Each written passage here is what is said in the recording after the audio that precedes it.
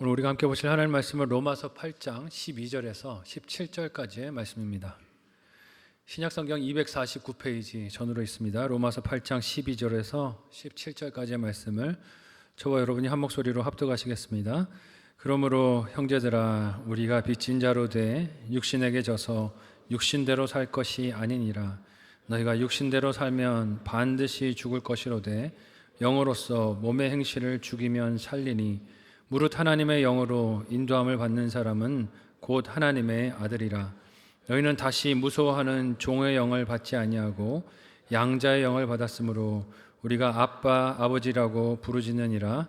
성령이 친히 우리의 영과 더불어 우리가 하나님의 자녀인 것을 증언하시나니 자녀이면 또한 상속자 곧 하나님의 상속자요 그리스도와 함께한 상속자니 우리가 그와 함께 영광을 받기 위하여 고난도 함께 받아야 할 것이니라. 아멘. 함께 읽은 오늘 본문의 말씀을 가지고 하나님의 자녀됨이란 제목으로 말씀 나누도록 하겠습니다. 요즘 세계 여러 나라들이 경제 문제로 고심하고 있습니다. 그 중에서도 큰 문제는 이 빚 문제가 아닐까 하는 생각이 듭니다. 우리나라는 지난 1분기 정부와 가계 그리고 기업의 부채를 모두 합산한 금액이 6,300조를 넘었다고 합니다. 이 돈이 얼마나 되는 액수인지 상상도 안 갑니다. 당장 수중에 6천만 원도 없는데 6,300조라고 하니까 이게 도대체 금액이 얼마나 되는 건지 가늠이 되질 않습니다. 문제는 우리나라만의 문제가 아니고 온 세계가 지금 이 빚 문제 때문에 허덕이고 있다는 것이겠죠. 이 빚 문제를 나라들마다 해결할 방법이 없어서 고심을 하고 있고 이를 다른 나라들에게 전가해서 해결하려고 하는 갈등이 점점 더 심화되고 있는 것을 봅니다. 전쟁의 위기감도 고조되고 있는 것을 봅니다. 몇몇 나라만의 국소적인 문제가 아니고 이제는 갈등이 심화되면서 자칫 세계대전이 일어나지 않을까 하는 우려도 하고 있습니다. 그럼에도 생활을 자기 수입의 규모에 맞춰서 사는 것이 아니라 각종 대출과 마이너스 통장과 신용카드를 쓰면서 빚 문제로 허덕이는 것이 나라와 개인의 삶 모두를 다 어렵게 만드는 것을 봅니다. 오늘날 사회는 심지어 빚지는 것을 권하기도 하죠. 그래서 여러분 이런 말 들어보셨습니까? 빚도 뭐라 그럽니까? 재산이다. 빚도 재산이라는 얘기 들어보셨는지 모르겠어요. 휴대폰을 볼 때면 저렴한 금리로 돈을 빌려드릴 테니 대출을 받으라는 광고가 이리저리 저희 눈에 띕니다. 제 눈에도 자꾸 보여요. 돈 빌려드릴게요. 싸게 빌리실 수 있습니다. 신용점수 알아보세요. 알아보고 나면 꼭 뭐라고 합니까? 돈 빌려 쓰세요. 싸게 쓰실 수 있습니다. 라고 유혹을 합니다. 마치 좋은 기회인 것처럼 나중에는 그만큼의 싼 금리 혜택을 받을 수 없을 것처럼 호기심과 불안을 자극하니 궁금해집니다. 나는 도대체 얼마까지 돈을 빌릴 수 있을까? 제가 해봤을까요? 안 해봤을까요? 어떻게 그렇게 잘하세요? 해봤어요. 얼마나 빌려줄까? 해봤더니 이렇게까지도 돈을 빌려줘? 눈이 휙 돌아가는 거죠. 아무 담보 없어도 이 정도로 빌려준다 이거지 하는 생각이 듭니다. 대출 받을 수 있는 금액의 결과가 눈앞에 뜨면 무슨 상상을 합니까? 이 돈을 가지고 뭘 하지? 상상의 나래를 펴니다. 뭘 바꿔볼까? 무슨 가전제품을 바꿀까? 집을 살까? 오만 상상을 다 하게 됩니다. 당장 필요하지도 않은 것들을 소유하는 상상을 하고 남들이 자랑하는 것들을 따라하는 상상을 하고 아직 닥치지도 않은 문제들을 지금 코앞에 닥친 것처럼 걱정하고 염려하며 그걸 대비해야 하지 않을까 하는 상상을 하곤 합니다. 여러분 상상만 합니까? 그렇게 상상하다가 어떻게 됩니까? 실행하는 단계까지 갑니다. 눌러서 대출을 받는 것이죠. 하지만 빚을 지면 어떻습니까? 원하는 것을 소유하거나 당장에 닥친 필요를 처리할 수 있을 것 같기는 하지만 이후로 어떤 문제가 찾아옵니까? 그 빚이 사람의 정신과 삶을 옥죄고 지배합니다.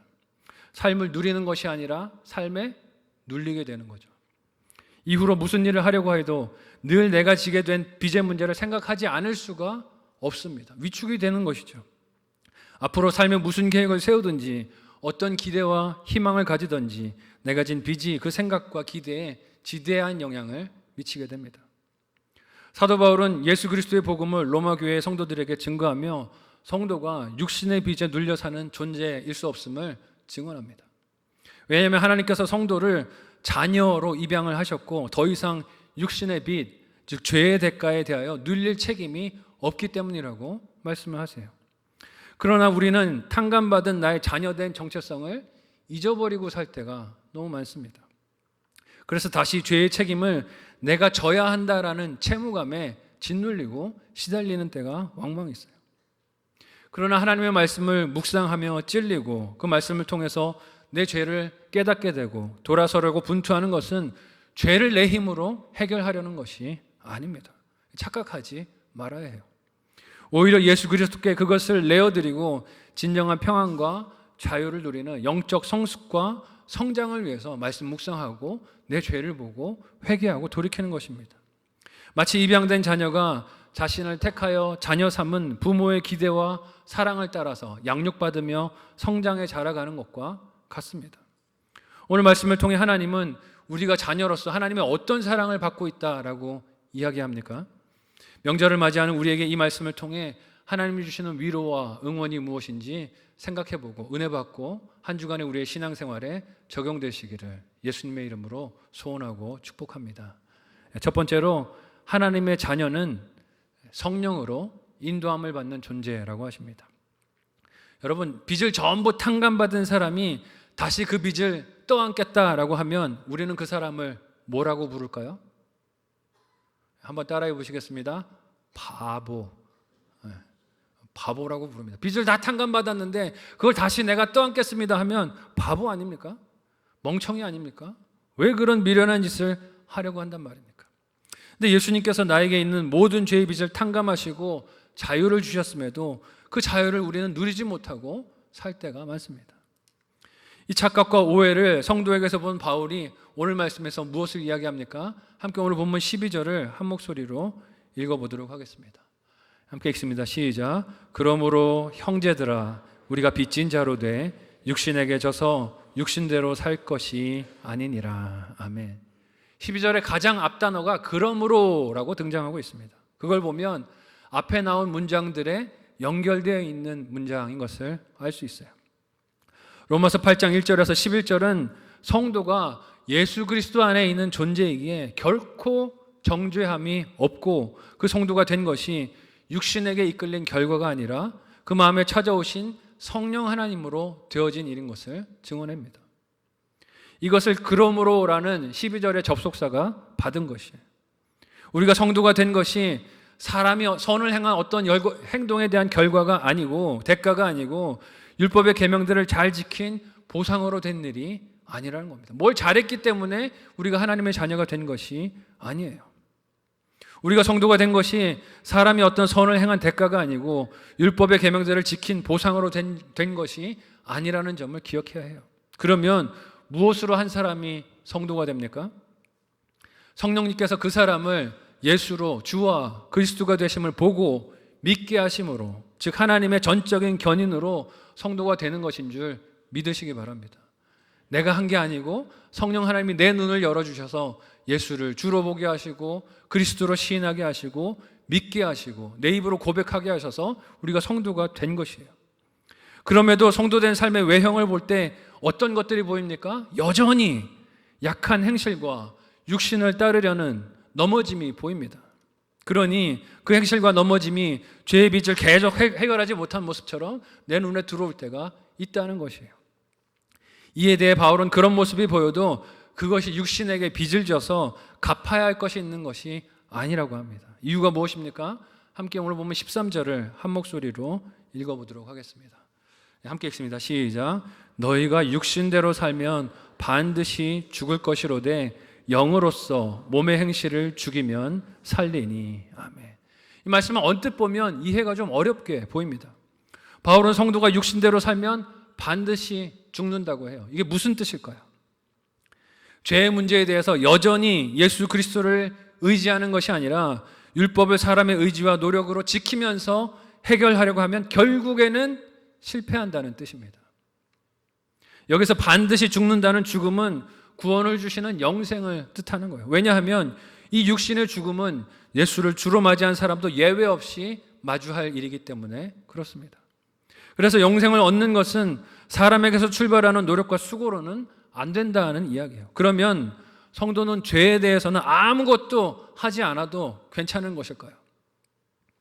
바울은 이어지는 문장에서 영으로서 몸의 행실을 어떻게 하라고 말합니까? 죽이라고 말해요. 영으로서 몸의 행실을 죽이면 산다고 합니다. 즉 예수 그리스도를 의지한 믿음을 통해서 살아도 몸의 행실을 죽이는 뭐가 필요한 것입니까?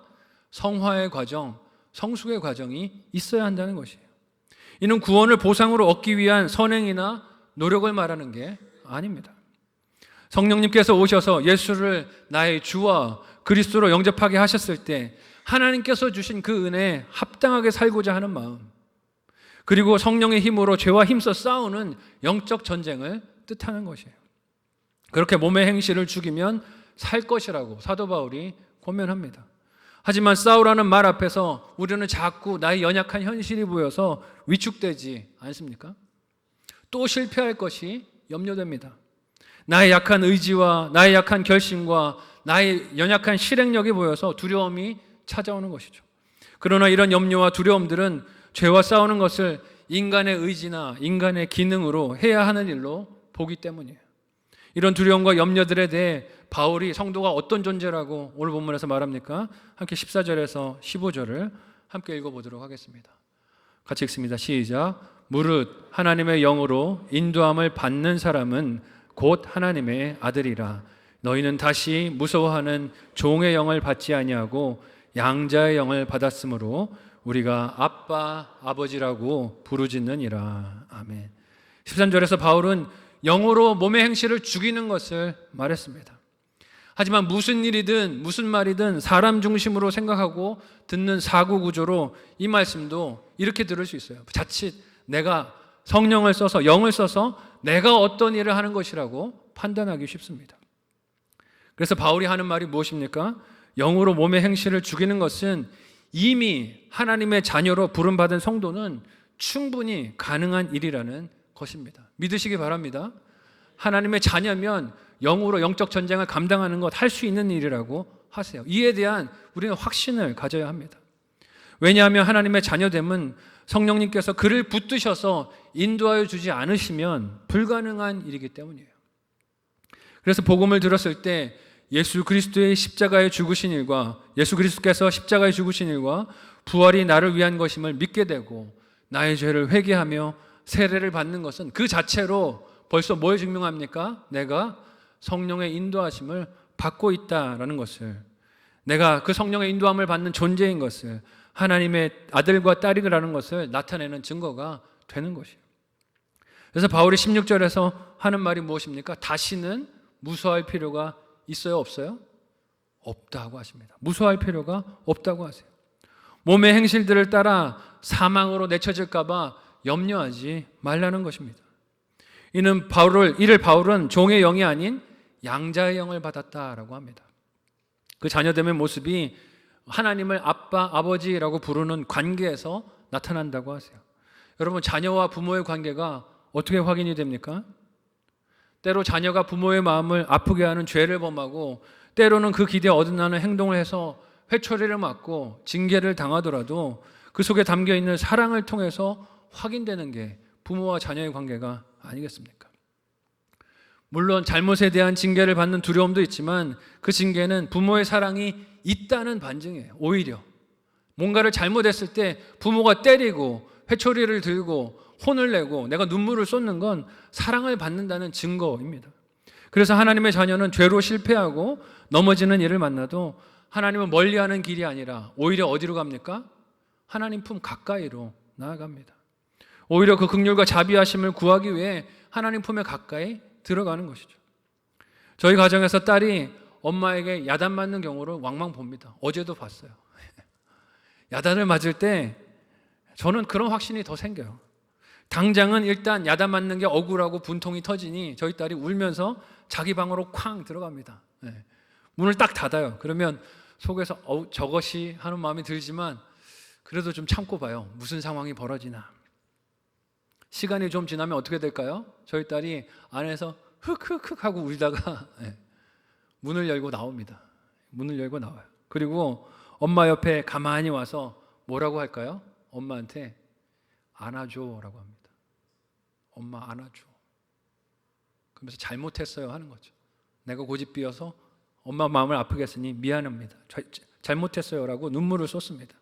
그 모습을 보면 고집을 피울 때는 그렇게 얄밉고 화가 나지만 엄마와 딸의 관계이니 또 엄마가 꼭 안아주며 위로해주는 모습을 보면 이게 부모와 자녀 관계구나 하는 것을 느끼게 됩니다.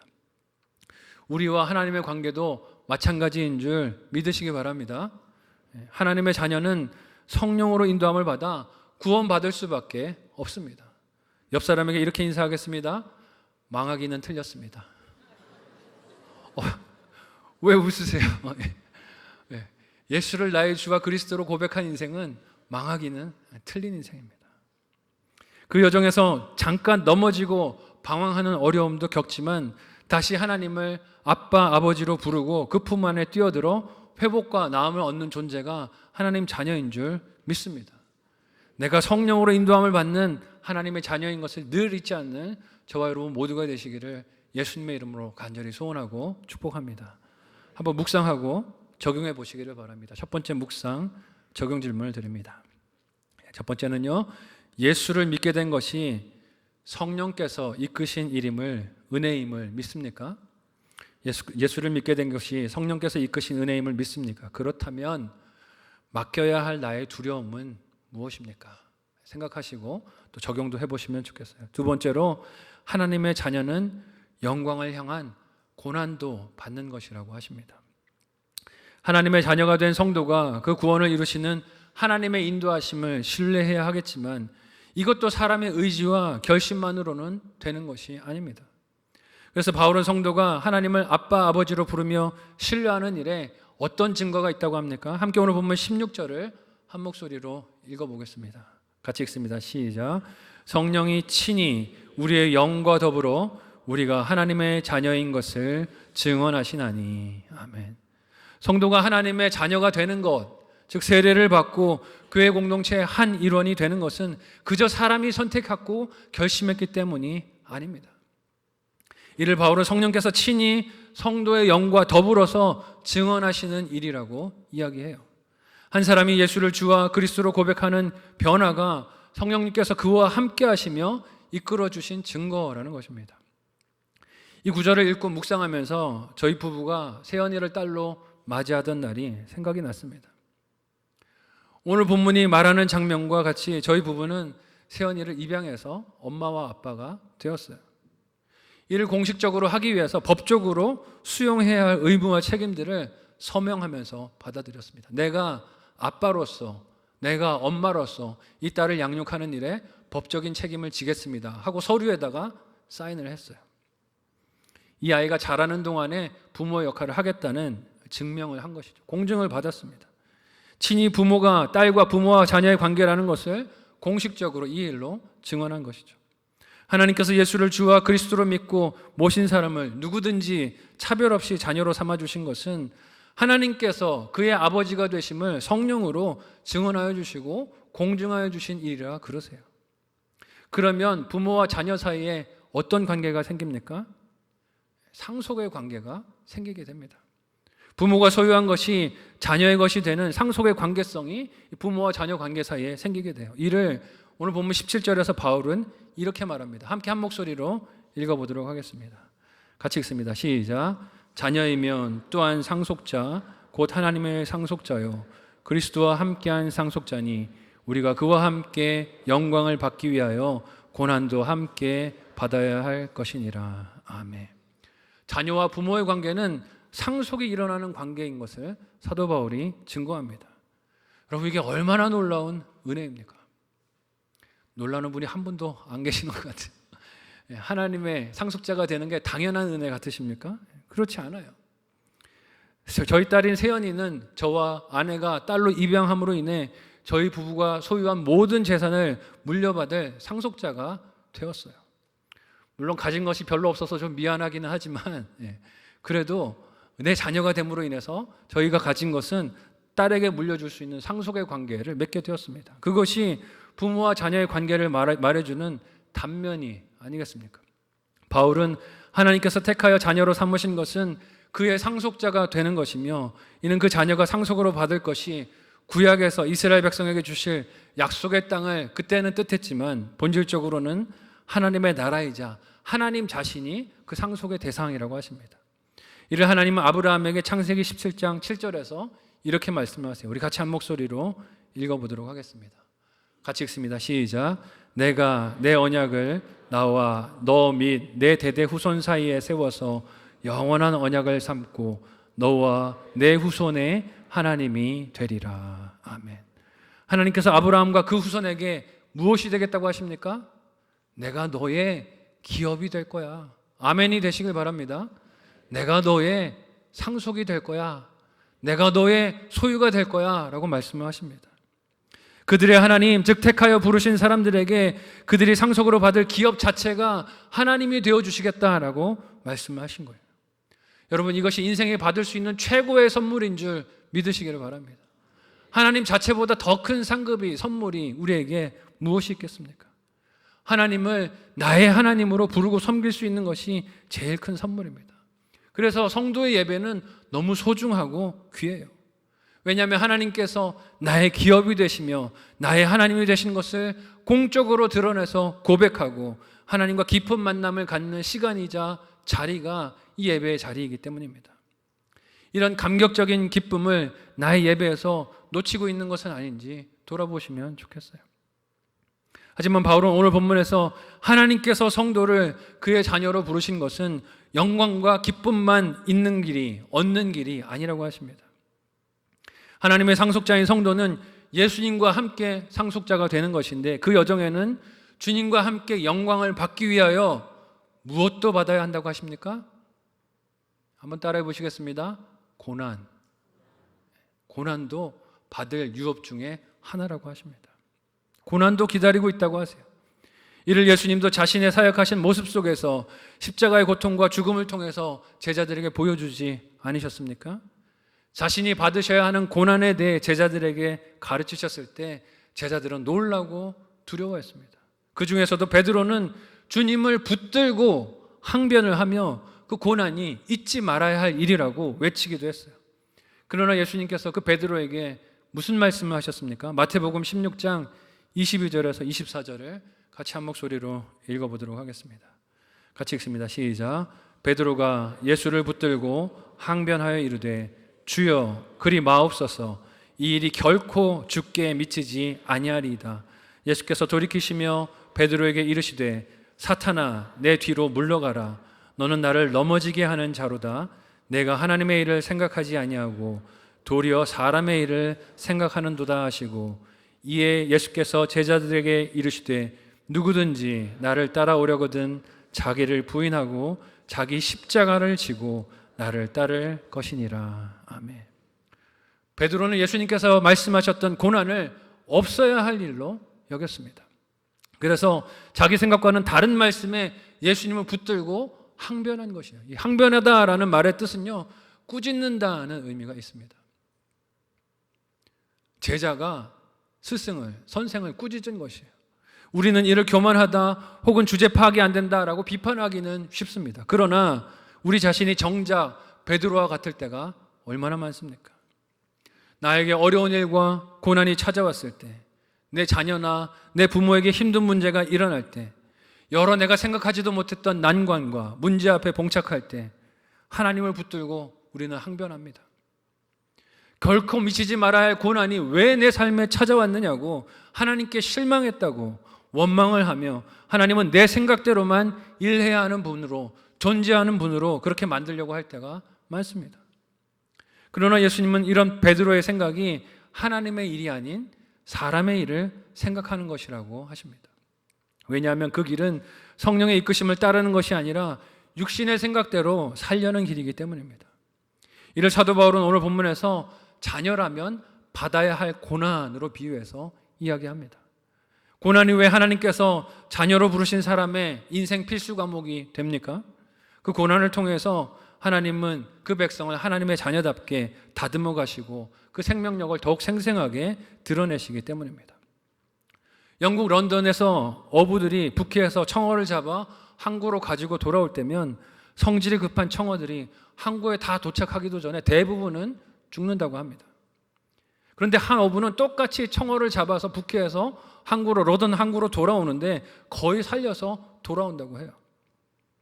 살아있는 청어와 죽은 청어 중에서 어느 것이 값을 더 많이 받겠습니까?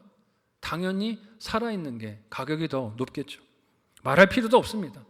동료들이 궁금했어요. 너는 어떻게 똑같은 거리로 청어들을 잡아오는데 살려서 데리고 올 수가 있느냐고 묻자 그 어부가 해준 비결이 뭔지 아십니까? 청어들을 담는 수조 속에다가 바다메기 몇 마리를 집어넣으면 된다는 거예요. 그런 결과의 차이가 그 일로 나온다고 합니다. 왜냐하면 바다메기가 청어들을 잡아먹는 천적인데 그 청어들이 그 메기들에게 잡아먹히지 않으려고 수조 속을 열심히 헤엄치고 도망치다 보면 항구에 왔을 때도 살아있어서 살아있는 생물의 가격을 높게 쳐준다는 것입니다. 여러분, 하나님께서 그의 자녀들로 고난을 통과하게 하시는 뜻과 이유가 무엇일까요? 하나님 나라에 이르기까지 받은 사명을 끝까지 신실하게 감당하도록 지켜주시고 돌보시기 원하는 사랑 때문인 줄 믿으시기를 바랍니다. 영적 생명력을 누리고 하나님 나라에 이르라고 우리를 사랑하셔서 시에 따라 때에 따라 우리에게 고난들을 주세요. 명절을 맞이하면 여러 성도들이 이 기간에 고난들을 마주하게 됩니다. 신앙이 없는 자녀들이 나와 나의 신앙을 환경과 상황들로 비교하면서 영적 자존감을 떨어뜨리는 말들로 공격해 오기도 합니다. 너는 예수 믿는다면서 그 되는 게 없니? 너는 예수 믿는다면서 사업은 맨날 그렇게 바닥을 치니? 너는 예수 믿는다면서 자녀들은 왜 이렇게 문제만 일으키니? 하고 우리의 마음을 힘들게 할 때도 있어요. 말의 공격이 이렇게 찾아오기도 합니다. 외부적인 고난만 있는 것이 아니라 내 안에서 일어나는 내면의 고난들도 어려움들도 있습니다. 하나님의 자녀라고 나를 부르셨다는데 어째서 내 인생에는 이토록 풀리지 않는 문제들이 많이 있는가? 이런 문제와 괴로움들이 왜 끊이지 않는가? 비관적인 생각들이 밀려들기도 합니다. 그러나 오늘 본문은 하나님의 자녀이자 그가 주시는 유업을 받는 상속자에게는 받을 영광만이 아니라 무엇도 있다고 하십니까? 고난도 있다고 하세요. 그래서 요즘 우리가 묵상하는 사도행전 속 성도들의 모습도 어떻습니까? 고난을 누구 하나 예외 없이 통과하고 있습니다.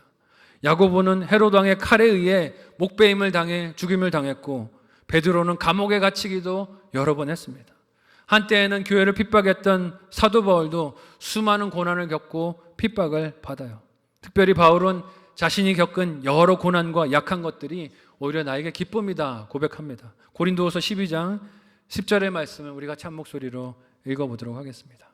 같이 읽습니다. 시작. 그러므로 내가 그리스도를 위하여 약한 것들과 능욕과 궁핍과 박해와 곤고를 기뻐하노니 이는 내가 약한 그때에 강함이라. 아멘. 여러분, 이 기쁨이 어떤 기쁨이겠습니까? 내가 하나님의 자녀이자 상속자인 것을 알고 믿게 받는 기쁨인 줄 믿습니다. 뭐가 많아서 기쁜 게 아니에요. 해외여행을 가서 기쁜 게 아닙니다. 내 자녀가 좋은 대학에 들어가서 기쁜 것이 아니고 건강해서 기쁜 것이 아닙니다. 이번 명절이 가족을 만나는 기쁨과 즐거움도 있겠지만 하나님의 자녀로 겪는 고난과 어려움도 있으실 것입니다. 하지만 그 고난 속에서도 하나님은 자녀로 삼으신 나를 변함없이 붙들어 주시고 영광으로 우리를 인도해 가십니다. 이스라엘 백성도 광야에서 고난을 겪었지만 약속의 땅을 기업으로 얻었듯이 우리도 그렇게 승리할 줄로 믿습니다. 그 주신 약속을 붙들고 믿음으로 승리하는 저와 여러분 모두가 되시기를 예수님의 이름으로 간절히 소원하고 축복합니다. 마지막으로 묵상하고 적용해 보시기를 바랍니다. 마지막 묵상 적용 질문을 드립니다. 첫 번째로요, 받을 영광을 위해 지금 받고 있는 고난은 무엇입니까? 받을 영광을 위해 지금 받고 있는 고난은 무엇입니까? 그것이 하나님의 사랑으로 해석이 되십니까? 두 번째로, 예수님께서 받으신 고난이 나를 위한 것임을 믿습니까? 나는 그 길을 따라가고 있나요? 생각하고 적용해 보시기를 바랍니다. 오늘 세상의 사람들에게 빚을 권유하며 그 빚에 눌려 살게 만들듯이, 유혹하듯이 하나님을 대적하는 사탄은 인생을 계속 죄의 빛 아래, 육신의 빛 아래 살도록 유혹합니다. 하나님이 너를 구원하시는 게 완전치 못하니 네가 네 힘으로 네 구원을 이뤄야 된다고 우리의 마음을 불안하게 만들어요. 마치 이스라엘 백성들이 애굽에서 떠난 후에도 광야에서 힘든 순간만 만나면 애굽으로 돌아갈까 생각했듯이 우리도 성도의 마음을 그렇게 육신의 빛에 붙들려 살도록 충동하는 사탄의 충동과 유혹에 마음이 휩쓸릴 때가 많습니다. 그러나 하나님은 우리를 하나님의 자녀로 부르시며 육신이 아닌 성령의 인도함을 받으라 하고 하세요. 그것이 진정한 생명을 얻고 누리는 길이기 때문입니다. 또한 주실 영광 위에 고난도 함께 받으라고 하세요. 왜냐하면 우리가 하나님의 상속자로 훈련을 받고 하나님의 자녀답게 성숙해야 하기 때문입니다. 그래야 하나님이 주실 유산을 더욱 자격을 갖추고 받을 수 있기 때문이에요. 그 사랑으로 우리 인생에 겪는 고난은 겉으로 볼 때 부끄럽고 수치스럽게 보일 수도 있겠지만 실상은 영광의 또 다른 얼굴이자 예고편이 되는 줄로 믿습니다. 그러니 고난의 겉모습만 보고 낙심하지 마시고 그 뒤에 나를 기다리고 있는 영광을 바라보고 힘을 내는 저와 여러분이 되었으면 좋겠습니다. 이번 추석 명절이 이런 하나님의 신비한 기쁨과 미소를 보이는 복음 증거의 시간과 기회들이 다 되시기를 예수님 이름으로 간절히 소원하고 축복합니다. 아멘. 함께 기도하겠습니다. 오늘 말씀을 기억하며 우리 합심하여 기도하겠습니다. 우리는 하나님의 자녀입니다. 육신에게 져서 육신대로 살 존재들이 아니라고 하십니다. 성령으로 인도함을 받는 하나님의 자녀가 되었으니 이 명절 기간에 하나님의 자녀다운 모습을 보이는 우리가 되게 도와달라고 기도하기 원합니다. 특별히 영광을 받기 위한 고난을 하나님의 말씀으로 잘 해석하게 하여 주시고 복음의 빛을 비추는 이 명절 기간 될 수 있도록 우리가 가는 곳곳마다 만나는 가족들마다 만나는 관계들마다 예수 믿는 자의 향기와 빛이 드러나는 이 명절이 되게 도와달라고 합심하여 함께 기도하도록 하겠습니다. 기도합니다. 하나님 은혜를 감사합니다. 우리를 사랑하셔서 하나님의 자녀 삼아 주시고 하나님 예수 그리스도를 믿는 믿음으로 성령으로 우리를 인도하여 주시니 감사합니다. 하나님의 자녀다운 모습을 이 명절 기간에 드러내 보일 수 있도록 도와주시옵소서. 비록 겉으로 볼 때는 고난을 받고 환난을 당하며 되는 일도 없어 보이는 인생같이 보이지만 우리의 삶을 하나님이 붙드시고 사랑으로 견인해 가시니 하나님 우리의 삶에 우리의 모습에 얼굴에 하나님 믿는 자의 신비한 미소가 있도록 기쁨이 있도록 도와주시옵소서. 고난 많은 세상을 살아가지만 우리가 하나님의 자녀이기에 하나님을 유산으로 상속받았기에 기뻐하며 즐거워하기를 원합니다. 우리의 이 세상이 알 수 없는 기쁨이 즐거움이 미소가 드러나게 하여 주시고 이 명절 기간에 하나님 믿는 자의 향기를 드러낼 수 있도록 빛을 드러낼 수 있도록 도와주시옵소서. 우리가 머무는 곳곳마다 하나님 동행하여 주시고 승리하는 역사들이 일어나는 이 명절 되도록 도와주옵소서. 감사하며 예수님의 이름으로 기도하옵나이다. 하나님 우리를 사랑하셔서 성령을 허락하여 주시고 성령 하나님의 도우심과 은혜로 이끌어 주심으로 예수를 나의 주와 그리스도로 고백하게 하여 주시니 감사합니다. 이 고백이 있는 인생 모두가 하나님의 아들이고 딸이며 자녀라고 말씀하여 주시니 오늘 하나님의 자녀답게 담대히 살아가는 주의 백성들 에게 인도하여 주옵소서. 우리를 두렵고 떨리게 하는 고난과 어려운 문제들과 환난들 많이 있지만 그러나 하나님 그 너머에서 우리를 사랑하시고 구원의 길로 견인해 가시는 하나님을 믿음으로 보고 감사하고 기뻐하는 우리가 되게 도와주옵소서. 특별히 그 하나님을 감사하고 기억하며 찬양하며 하나님 앞에 예물 드립니다. 믿음으로 예물 드리는 성도들의 손길을 기억하여 주시고 삶을 복내려 주시고 어디로 가든지 주님 붙들어 주시옵소서. 감사하며 예수님의 이름으로 기도합니다. 아멘.